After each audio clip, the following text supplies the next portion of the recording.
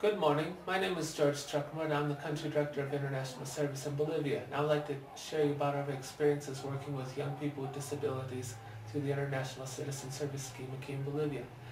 International Service has worked with disability and the rights of people with disability for the past 7 years in Bolivia, and through the International Citizen Service Scheme we saw an opportunity to bring young people with disabilities to work as volunteers with our partner organizations.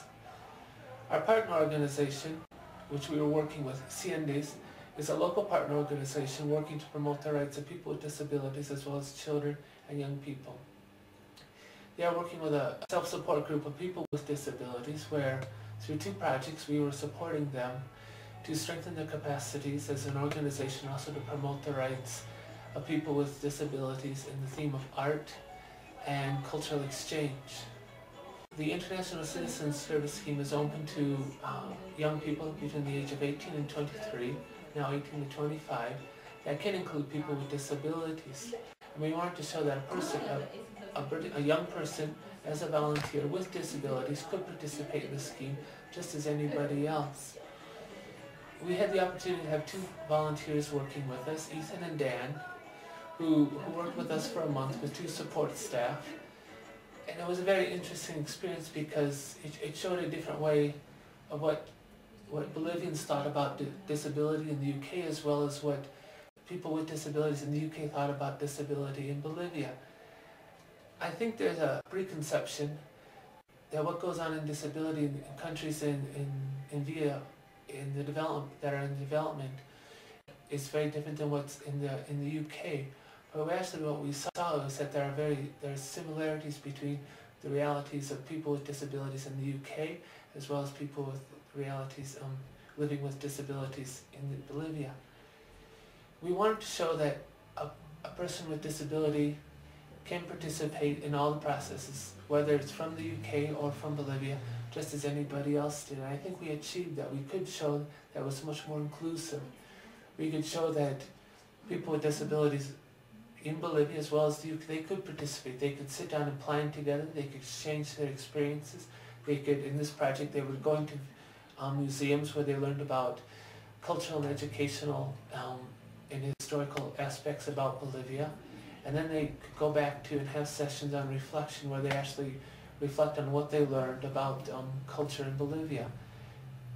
It's very interesting. They went to 8 museums and also Tiwanaku, where each Tuesday they would go and visit the museum, and then afterwards they would visit the museum, they'd learn about different things about Bolivian culture, and then they'd go reflect upon it using British volunteers and the Bolivian people with disability, including Dan and Ethan. In Bolivia, unfortunately, many people with disabilities are excluded.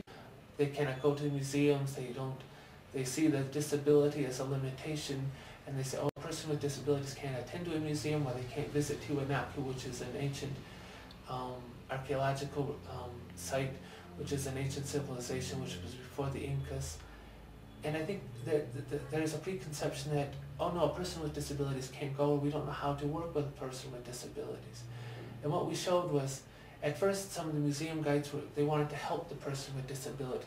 They wanted to guide them around, make sure they didn't touch anything. They wanted to try to explain things. They tried to talk louder, which is often a preconception. If I talk louder to a person with disability, they'll understand me more, but actually they're no different than, unless they have audited disabilities, there's no difference. And it was very interesting. So what they learned is they wanted to be independent, and we could show that Bolivians, as well as the 2 British volunteers with disabilities, they could be independent. They could do things on their own. They could go to a museum on their own. They could learn about Bolivian culture, about Bolivian history, and then they could also talk about it together. And it was a very interesting. We could show that rather than creating a project of 4 people and just 4 people with disability, we could create an inclusive project where we included people with disabilities in the processes, and not making disability somewhat. Disability projects are always just for and about people with disabilities. In the ICS scheme, there was 2 people with intellectual disabilities or limitations from the UK as volunteers, but they worked with a team of of 5 other British volunteers, as well as 1 team leader. And I think it was very interesting not to create a project with just British volunteers with disabilities, with Bolivian volunteers with disabilities, but to show that they could be included working with British volunteers without disabilities with people with disabilities. I think it was very interesting to see how they could learn to work together, what challenges they faced, but also what they could do together. As an organization, it was one of the first times which we brought people with disabilities as volunteers here, and we had to learn from it. We had to adapt our in-country training program to be a bit flexible on them. Just as any volunteer who comes here, each person has different anxieties, priorities, expectations, and we learned that a person with disabilities is no different than anybody else. We just had to adapt our training program and the whole ICS scheme to make sure that we're addressing their needs, but also to develop a program which is inclusive for them. For example, we learned about how, for the first time, they had to learn how to manage money on their own. I think oftentimes maybe in the UK, somebody else was oftentimes managing money for them. In this case, they had to learn to manage their money. They had to learn where they were going to go out to have lunch, what they were going to do. They had to learn how to organize their own lives because they lived in a flat. They had to learn how to take care of themselves, go buy grocery shopping and everything else. So I think they learned to become more independent, which is what we hope in international service, that a person with disabilities can become more independent and not dependent on families or other institutions. I think it was very different. I think it was the first time that we brought people with volunteers with disabilities, which changed a mindset that a person with disability could not be included in a scheme like this. I think we changed that with Dan and Ethan. We could show that a person with disabilities can participate in volunteering schemes just like anybody else, and that they do make a contribution. They were able to share about their experiences. They were able to show what they can do, what they want to do with their lives. For example, Ethan wants to join the police force, and I think it was a role model for people, Bolivians with disabilities, to show that, yes, I can do that too. I don't have to be different. My disability isn't a limitation. I can find work, I can do something, I can travel, I can go to another country if I want to. And I think we started to break those preconceptions that a person with disability is unable to do things that a person without disabilities can do. I think for the British volunteers without disabilities, I think they learn much more about disabilities, including from their own country, because they have the opportunity to meet Bolivians with intellectual disabilities, as well as Ethan and Dan, who have intellectual limitations. And I think it was very interesting to see how they started to work together. They could share, talk about different things about in the UK as well as in Bolivia, about the disability policy in the UK as well as in Bolivia.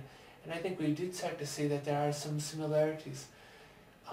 We could see that while there is an advancement in the UK, but there is still, it's somewhat an exclusive society, and there's still room in the UK that it can be developed to be more inclusive. As well as in Bolivia, I think they could understand the situation that people with disabilities are going through in a country that's in the process of development. I think was very interesting. When the people with the British volunteers with disabilities were in the museums and everything, they could change the mindset about what overseas development or development work volunteers are, that a person with disability can participate in all this. And it started to change, it started to break down this mindset. I hope that in the future, that through the International Citizen Service Scheme, that we can continue to bring more volunteers with disabilities to participate in the program. And I think what we learned is we don't always have to create a project around disabilities.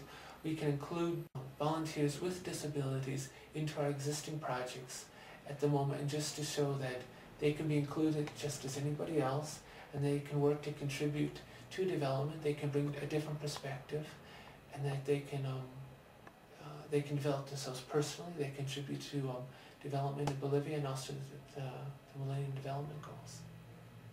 I guess just one thing for us is, as an organization working with disability, I think we learned a great deal about what it means to have within the volunteers within part of our staff, what it means to have people with disabilities. I think it's a fantastic opportunity. I think oftentimes we speak about disability, but until a person actually is working with you who has the type of disability, you don't realize how you have to change. You have to become more accessible, how you have to think very simple things which you can change. And it makes the organization more inclusive as well as our programs much more inclusive.